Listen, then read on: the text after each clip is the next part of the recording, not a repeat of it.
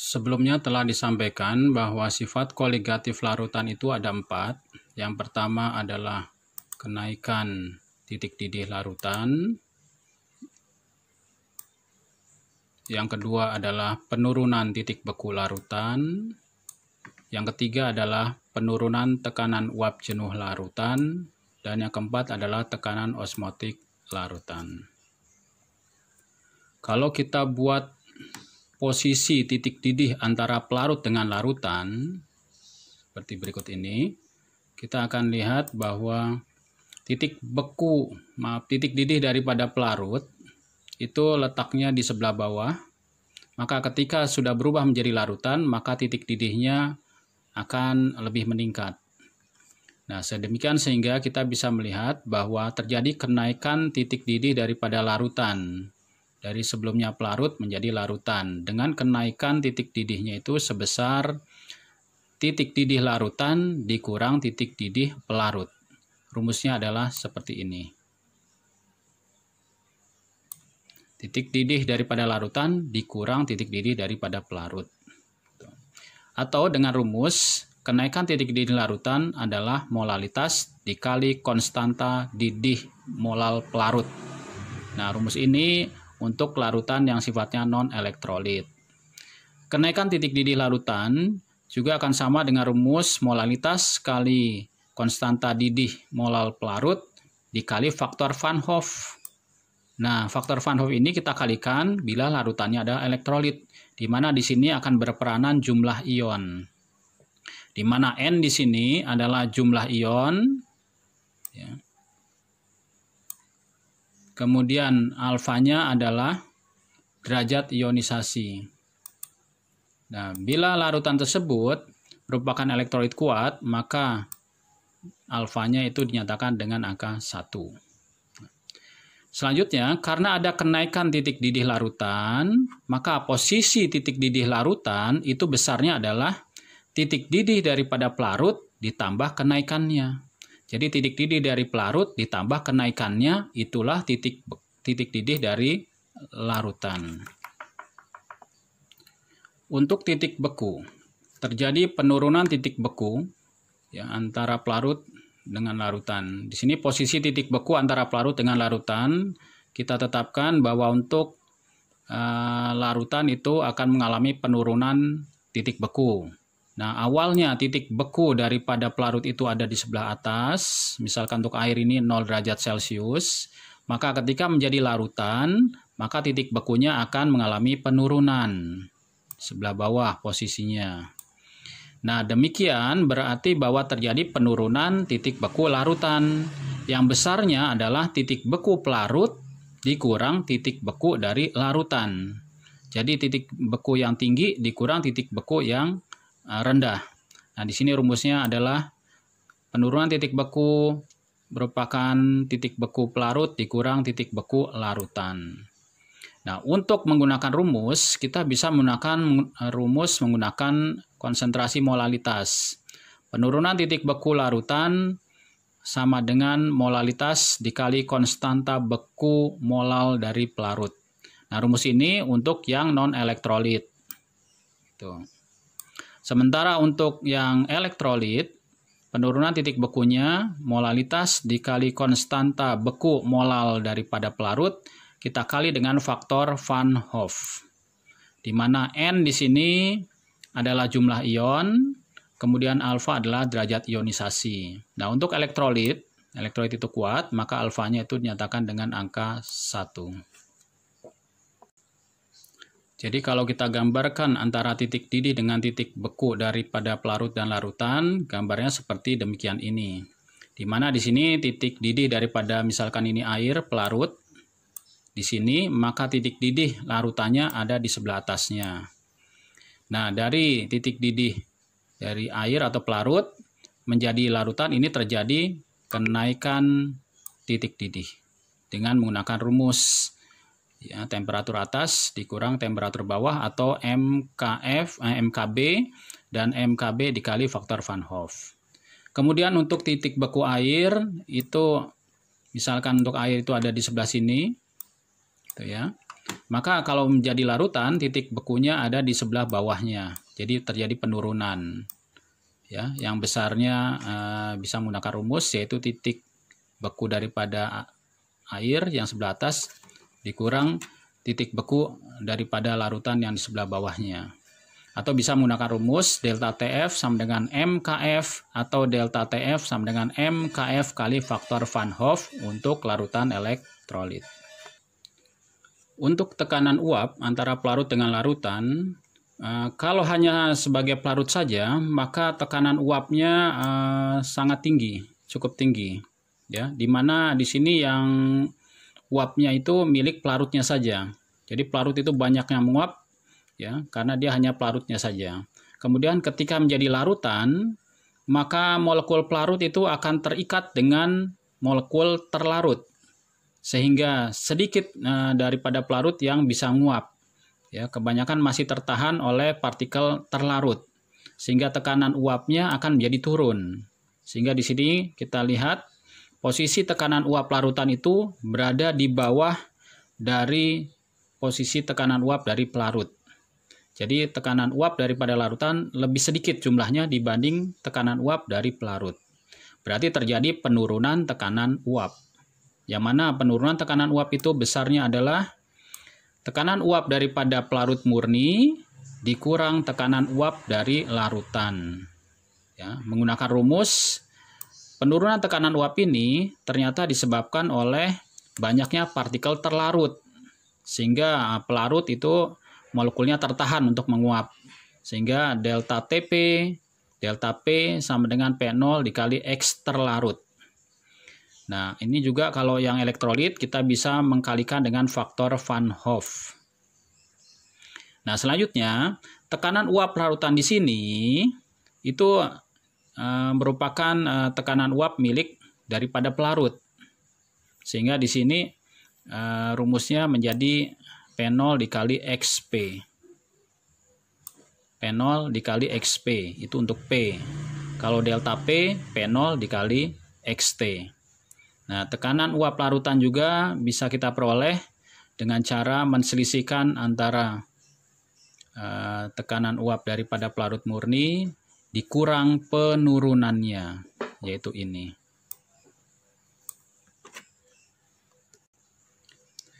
Nah, di sini fraksi mol zat terlarut dengan fraksi mol pelarut itu punya hubungan di mana XT ditambah XP sama dengan 1. Jadi kalau XT-nya 0,3 maka XP-nya pasti 0,7, ya. N adalah jumlah ion seperti biasa faktor Van Hoff ini untuk faktor Van Hoff. Kemudian alfanya itu elektrolit kuat, alfanya sama dengan 1. Selanjutnya untuk tekanan osmotik larutan, dia akan mengalami kenaikan ketika sudah berubah menjadi larutan dengan rumus V sama dengan molaritas dikali tetapan umum gas R dan dikali temperatur dalam bentuk Kelvin. Nah, untuk yang elektrolit bisa kita kalikan dengan faktor Van Hoff. Untuk tekanan osmotik dari larutan, dia akan mengalami kenaikan dari sebelumnya. Tekanan osmotiknya ada di bagian bawah sebagai tekanan osmotik pelarut. Ketika ada partikel menjadi larutan, maka tekanan osmotiknya menjadi lebih tinggi. Sehingga di sini terjadi kenaikan tekanan osmotik yang besarnya adalah molaritas dikali tetapan umum gas 0,082, kemudian dikali T ini adalah temperatur mutlak Kelvin. Nah, untuk yang elektrolit, kita juga harus mengkalikan dengan faktor Van Hoff seperti ini. Setelah kita memahami tentang sifat koligatif larutan dan memaparkan rumus-rumusnya, maka kita akan mencoba untuk mengerjakan soal berikut ini. Ditentukan 4 jenis larutan sebagai berikut. Ini ada larutan urea 0,1 molal, larutan asam cuka 0,1 molal, larutan NaCl 0,1 molal, larutan kalsium klorida 0,1 molal. Nah, kita diminta urutkan titik beku larutan itu dimulai dari yang terendah adalah yang mana pilihannya. Baik, ketika ada larutan dengan konsentrasinya seperti ini, kita harus tahu mana yang elektrolit, mana yang non-elektrolit. Yang elektrolit dia akan menghasilkan ion, sehingga ion itu bisa dikalikan dengan konsentrasi. Kalau yang non elektrolit, ionnya itu N-nya itu hanya 1, sehingga tinggal dikalikan konsentrasi sama dengan konsentrasi itu. Seperti ini, larutan urea ini non elektrolit dikali 0,1, maka jumlah partikelnya 0,1. Ya. Kemudian ini asam cuka. Ini adalah elektrolit tetapi lemah. Ya. Itu bisa menghasilkan ion sebanyak 2 tetapi tidak mutlak 2. Dia hampir 2 tetapi tidak sama dengan 2. Oke, katakan ini adalah 1,5 ionnya. Sehingga kalau dikali dengan 0,1 ini menjadi 0,15. Ya. Ini tadi 0,1, ini 0,15.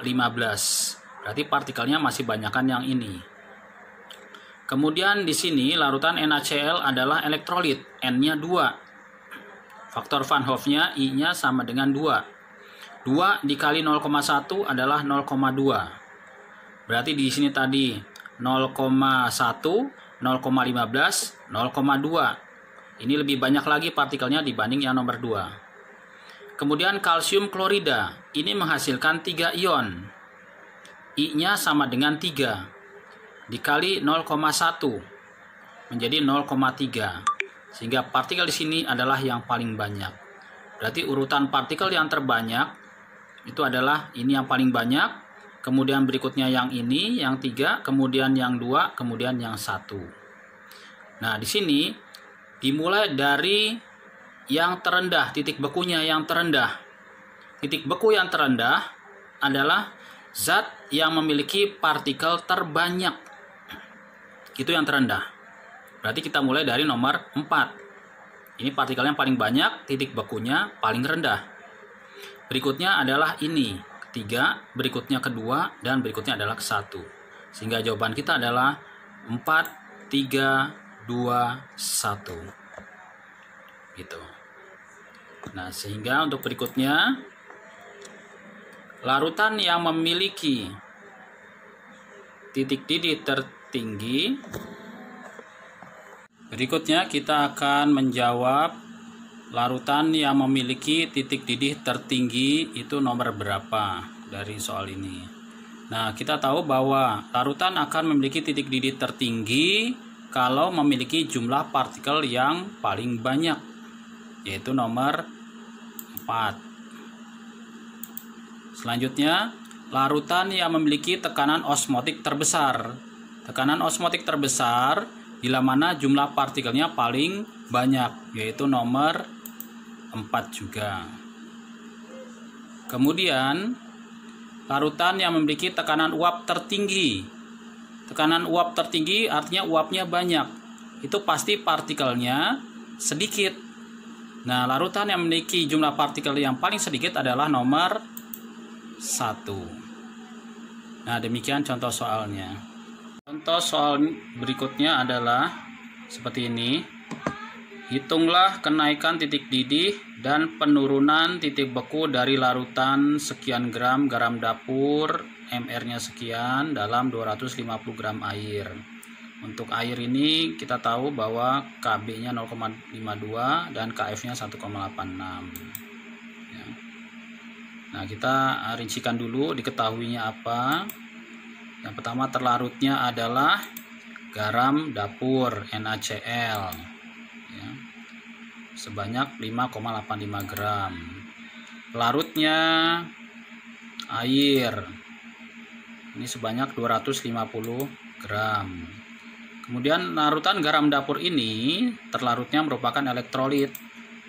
Nah, kita tahu ionnya ada berapa ini? 2. Ya. Sehingga N ini sama dengan 2. Ya. Kemudian alfanya, ya, tidak diberitahu alfa di sini, berarti garam dapur merupakan elektrolit kuat. Alfanya sama dengan 1. Ya. Nah, di sini jika di dalam soal tidak diberi keterangan mengenai harga derajat ionisasi, tetapi kita mengetahui bahwa larutannya tergolong elektrolit kuat, maka harga derajat ionisasinya dianggap 1. Tuh. Nah, nanti yang ditanya di dalam soal ini adalah kita pakai simbol. Ya, kenaikan titik didihnya berapa? Penurunan titik bekunya berapa? Gitu. Oke, kita lanjutkan soal ini. Terus jawabannya. Nah, rumus yang digunakan delta TB, kenaikan titik didih adalah MKB. Ini kita kali faktor Van Hoff karena larutannya elektrolit. Kemudian penurunan titik beku MKF. Kita kalikan juga dengan faktor Van Hoff karena elektrolit. Ya. Selanjutnya di sini jumlah ion dari NaCl itu ionnya adalah 2. Sehingga faktor Van Hoff-nya adalah 2, N sama dengan 2. Kemudian kita masukkan dalam rumus, kenaikan titik didih adalah gram per mr, gram NaCl per mr NaCl kali 1000 per 250 gram pelarut kali konstanta Kb.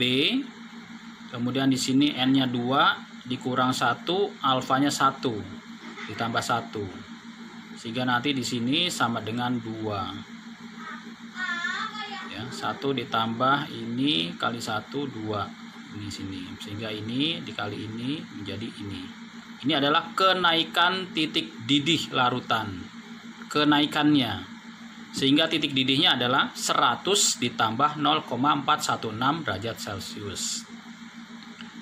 Selanjutnya, penurunan titik beku, ini adalah gram dari NaCl per mr NaCl dikali 1000 per 250 gram pelarut kali konstanta Kf dikali faktor Van Hoff, 1 ditambah N-1 alfa, alfanya 1. Nah, di sini hasilnya adalah 2, sementara di sini hasilnya adalah 0,744, sehingga penurunan titik bekunya 1,488 derajat Celcius. Itu penurunan titik bekunya. Sehingga titik beku larutan adalah min, ya, min 1,488. Ya, karena titik beku air kan 0, kemudian terjadi penurunan sebesar ini, maka titik bekunya menjadi di bawah 0, yaitu min 1,488 derajat Celcius. Oke, demikian contoh soal ini.